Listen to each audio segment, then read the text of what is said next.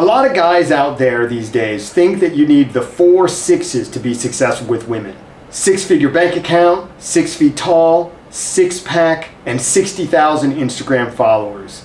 But you're wrong about that. That's not what will lead you to success with women. What will lead you to success with women is becoming the kind of man that women, and not just women, but people and the world can respect. And I'm going to tell you some simple things that you can do to cultivate that side of yourself. Now, when it comes to what it means to be a man these days, well, the internet will tell you one thing, but that's all just about image. But the image is out there that people put is supposed to be an outgrowth of what you are, who you are, what you've become. So the idea really is that if you are someone who is healthy, and if you are someone who is successful in pursuing some ambition, then you will get these other things, those sixes that we were talking about. Well, except for height, obviously, you can't do anything about that. Well, you can, but I wouldn't recommend getting the height surgery where they like break your bone and then separate it and let it grow back. I mean, you could if you really want to, but don't advise that. But I'm sure there are some guys out there, they would advise that, but I wouldn't. And I'm 5'4". So if I don't advise it at 5'4", a good 80% of the people listening to this, 80% at least, are taller than me. And if I don't think that it's necessary, I'm sure that you can get by on 5'6" or 5'10" with no problem. Okay, so what are the foundational aspects that these results are supposed to come from? Well, a lot of it is about being valuable to other people. Can you take care of other people? Can you take care of people who need help, right? Because the first thing is, can you take care of yourself? Obviously, if you can't take care of yourself, then people can't really respect you, right? That's where the proverbial guy in his mom's basement, playing computer games or whatever comes from. It comes from this idea of here you are as a grown adult male and you're not able to take care of yourself. So step one is being able to take care of yourself financially, being able to afford, your own place to live. And one of the key things here is not the amount of money you have. Obviously, more money makes it easier. But the key is to be able to manage whatever amount of money you have in a way where you don't come across as poor. That's really the key, right? So it's like you look comfortable with the amount of money you have. And if you're someone who can be comfortable off of $30,000, then that's fine. And if you're someone who can be comfortable off of $40,000, that's fine. Now, yes, once again, more is better. I'm not going to try and pretend that that's not true. But the thing is that more money requires trade-offs in other things like time. And time generally means that, the more time you spend on money, maybe the less time that you spend on your health or on developing yourself in other ways that can make you better, whether that's going to the gym and working out or not going to the gym and working out at home, or learning new things, or cultivating other hobbies.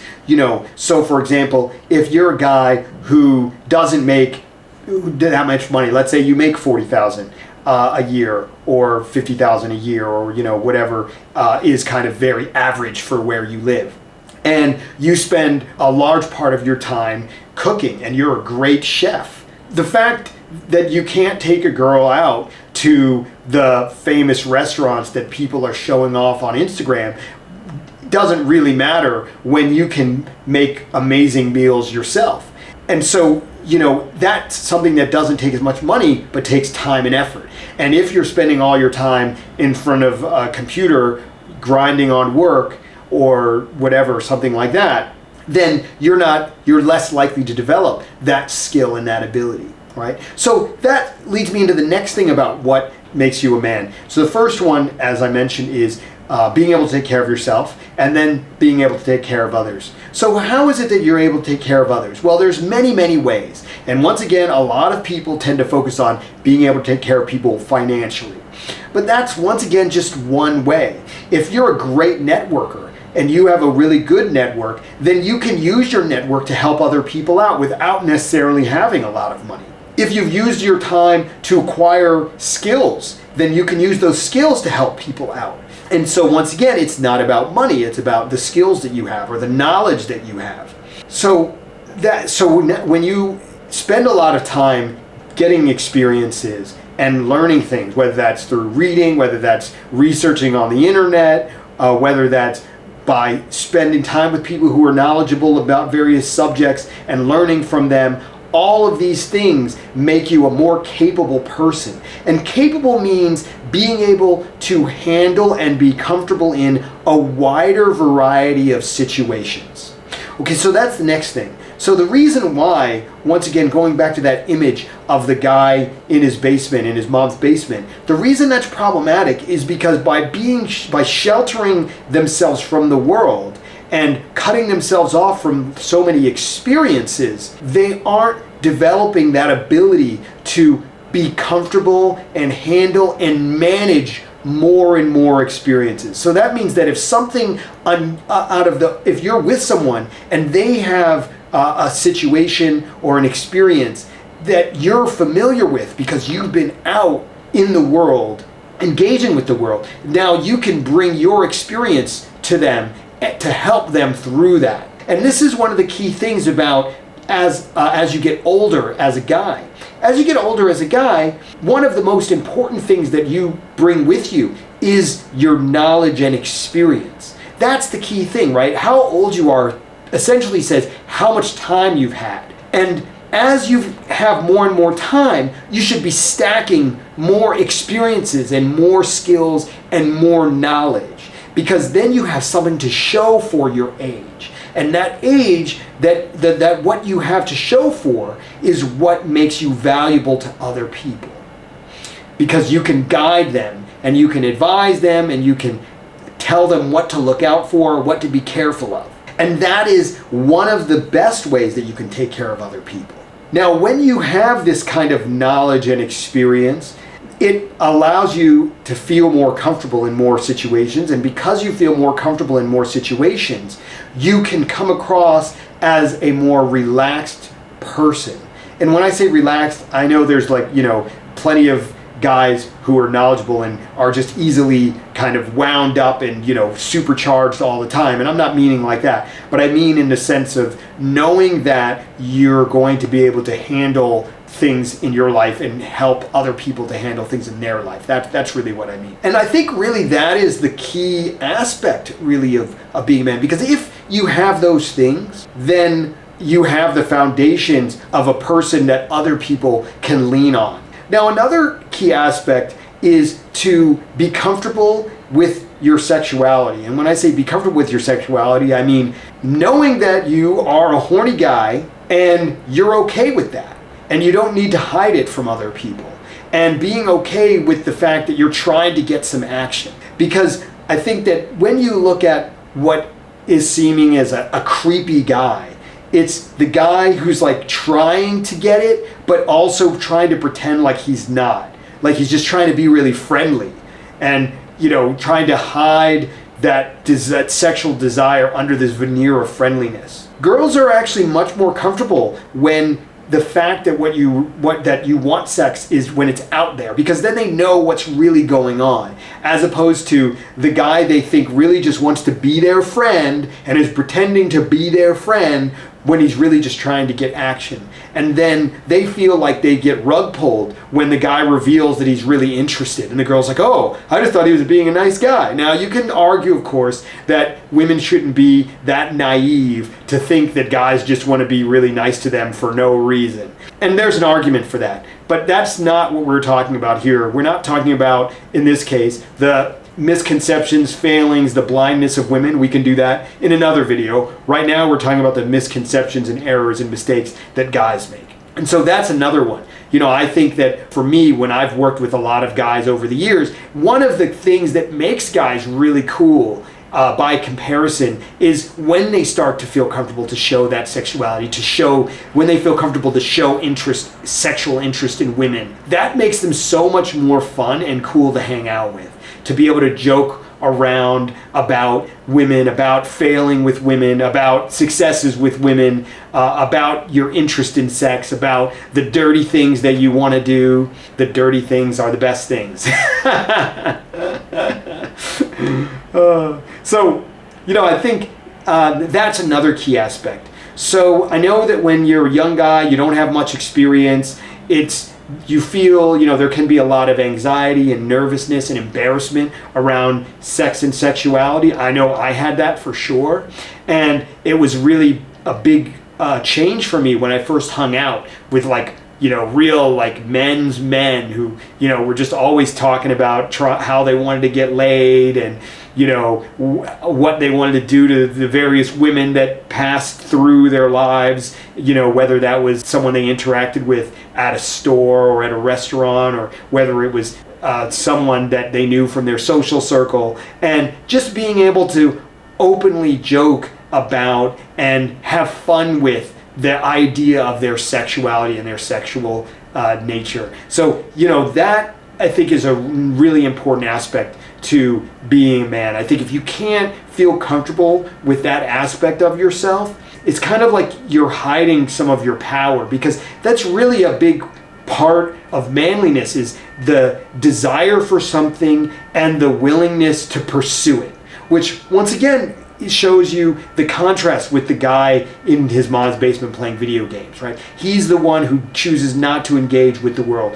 who chooses not to pursue something, who chooses the safe, comfortable environment rather than the dangers and opportunities of the real world. And so going out into the real world and trying to get something, because this is the thing, is that to get something, you have to give something up. Right? Nothing comes for free. So you show up and you have to offer something. And by offering something, you can get something in return. And what you offer really depends on you. When you're young and you don't have much, a lot of times what you offer is willingness to work. Now, I'm not saying you necessarily have to work hard if you want to be slow. I wasn't one of those super hard workers. I was a slow worker. But, the effort compounds over time. And I think that's something to remember, is that you've probably heard this quote before, but if you haven't, it's a great one to keep in mind. People overestimate what they can do in 1 year and underestimate what they can do in 10. And that's really about compounding. As you take one effort, a bit of effort, and a bit of effort, even the guy who's behind the camera right now, he looks back at his photography from, even just 5 years ago, and is shocked at how horrible he thinks it is by comparison to what he puts out now. But back then, he did a lot of erotic photography. Still does. And that photography, or maybe you want to talk about this. My stuff, when I first started, it was not as good comparatively to what I do now, but it was good enough to get started. And I think everyone has to have those stepping stones in the beginning. And the important part is that you're progressing over time. And here's the other thing, is that even when, your skills were not where they are now, you still had plenty of women that were willing to work with you and shoot with you. Not because... And partially, some of them just liked your work, but a lot of them really were willing to work with you because they liked you as a person and thought you had a lot to offer in other respects too. So they felt that spending time with you was valuable enough that they were willing to, maybe arguably some of them, do you a favor. But that's cool, Hey, believe me, especially when I was in my young days, I took whatever favors I could get, especially if those favors were sexual and from women. You got to start somewhere, and so that's just part of getting started. So you have to bring something, you have to offer something, and a lot of times, what it is the good-naturedness, good vibes. If that's all you got is good vibes, bring the good vibes. So there are lots of small ways, a positive attitude when you're a young guy who's starting out, and a willingness to try something with someone. That's a good start. I had plenty of opportunities that were given to me simply because someone else who was more experienced, who they had an opportunity, but for them, they sort of thought, I could do this, but it's not really worth my time. But, if you want to give it a go, you can. And I'd say, yeah, sure, I'll give it a go. And by doing that, I would contribute to them, and then they would be grateful for that. And then they would give me other opportunities. And even if they didn't give me opportunities, they would give me their time and their experience and their knowledge and sometimes connections. And those gave me ways to step up and improve and move forward. Another thing is that when you're young, you don't have anything. So all you have is like whatever kind of natural tendencies make you worth being around, and worth spending time with. So like, you're not born with like 60K Instagram followers and a six-pack. It's like you gotta get that stuff over time, but you can still have plenty of opportunities before you have those things.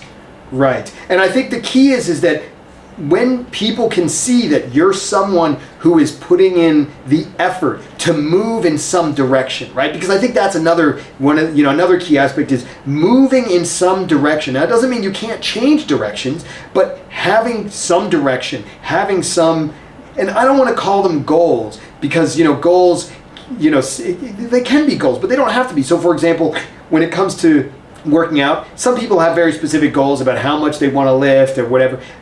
That, sure, you could do that. Or like if you're more of a runner, maybe you have some goals for how far you want to be able to run in what time period or whatever. That's fine. But it could just be about general improvement, trying to get better every day or every week. And so for me, when I look at what it is to, as an important aspect, is it's just about getting better in some way, in some area, instead of being someone who just complains about how things are. So here we go, and again, is people focusing, a lot of people spending too much time focusing on what other people are doing and what other people are saying. It's like, it doesn't matter what other people are doing or saying. It matters what you're doing and what you think and what you're spending your time on. And if you're focused on your own life and taking steps forward in that, then that is so much more interesting than whatever somebody else is doing. And so, and spending time getting better, that's something about the way that you got yourself to improve. That automatically gives value to other people. And there are lots of ways to do that. For example, if you spend a lot of time on Reddit, right? And you spend a lot of time, you find some useful information over here and you put it in somewhere else to answer somebody's question that was answered in some other place. That's a good way to do it too. It doesn't have to be coming directly from you, but it's about how you can contribute to people. And by contributing, people start to see you as valuable. And generally, as you contribute, you do become more and more valuable. So in this example I just gave, every time you're doing this, you're learning the stuff that you're reading and reposting. And you're learning something. And by learning, you start to know more yourself. And if you're also taking that knowledge and using it in the real world, even better. Because now it's not only do you have kind of book knowledge, but you also have real life experience of applying the knowledge that you have. And that combination is so powerful. Now, of course, you also have to clean up some things. You got to get your grooming handled, you got to get your posture, your voice tonality, all of these things. If you don't have a good presence, because there's a lot of guys who don't, a lot of guys grow up in an environment where they never learn how to present themselves in a non-apologetic way. That's something that you have to develop for sure. You need to be able to speak well. You need to be able to walk, I don't want to say powerfully, because that's just one form, but you need to look comfortable and poised, and you can find a model, find someone, in movies or something like that who you can emulate. You can look at men in movies and you can see how they walk, how they talk, and you can adopt some of those things. And you might feel it's uncomfortable at first and that you're pretending to be somebody else, and it's like, well, sure, but as you grow into that person that you're imitating, and when I mean grow into that person who's a better you, then you will stop to feel that you're imitating, and that will be who you are too. And of course you're going to modify it. It's not going to be exactly the same, but you can start to use that as a way to look at and to see what direction you should be moving into. Because if you don't get that stuff together, then people aren't going to be paying enough attention to you to realize all the other qualities you have. See, you have to get that stuff right so that people don't slam the door in your face before they even give you a chance. So important to get that stuff right. Yeah, grooming, how you dress, get your clothes together, put yourself together well, go out, fix your body language, fix your voice tonality. All that stuff is very, very valuable. And the last thing I'm going to talk about in this video is just being a social person. Now, it doesn't mean that you have to hang out all the time, you have to go and party, but it means you have to be able to have the skill to interact comfortably in social environments, right? There's a big difference between partying and liking to party and being able to be comfortable in that environment. So you don't have to like it. You don't have to like clubs. You don't have to like bars. You don't have to like cafes, but you should be able to go there and be comfortable and understand how it works. You should be able to go to a bar and order a drink without being a retard, because sometimes you're going to be with people, and sometimes, hopefully, some of those people are going to be girls, and you're should be able to order a drink for them comfortably. And so that's an experience that you need to have. So there you go. So being able to be comfortable in social environments, being comfortable with meeting someone's friends. If she introduced you to her friends, are you going to be able to interact with them without coming off as some weirdo? That's important. So we got two aspects that I've covered here. One is sort of how you develop yourself by getting experiences in your life and learning things, and understanding that by developing yourself, that means you can contribute and help and support other people, which is the key aspect to being a guy and someone that others can respect. And then we have the other aspect, which is how you look to the outside world initially, which you have to handle just so that people are willing to notice, take the time to notice your deeper qualities.